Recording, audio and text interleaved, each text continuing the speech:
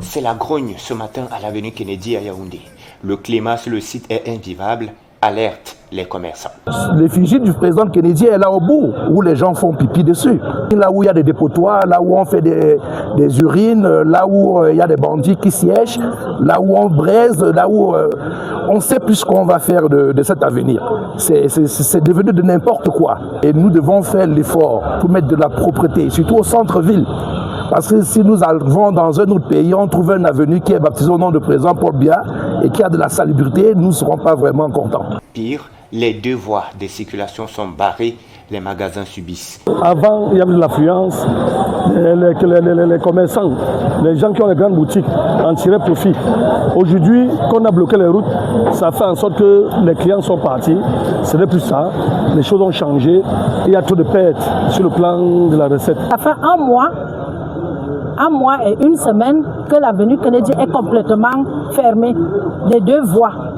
La moindre des choses, c'est qu'on nous explique. Nous avons rencontré pour une première fois monsieur le maire qui nous a dit qu'on allait faire un canal à l'avenue Kennedy. Nous attendons ce canal depuis 5 ans aujourd'hui. Je ne sais pas pourquoi on nous méprise. Le super-maire de la ville a démarré il y a peu une opération de déguerpissement des vendeurs à la sauvette et d'assainissement de la zone. Mais l'opération piétine. Ici, les vieilles habitudes ont la peau dure. C'est des milliers de familles.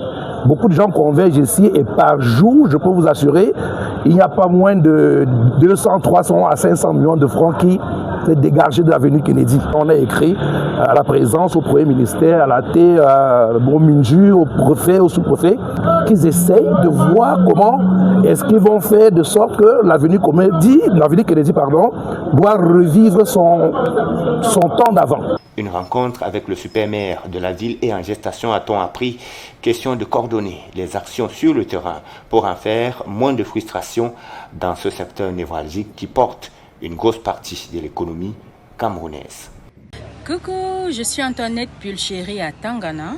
Je viens vous parler de la chaîne Cameroun 24 TV.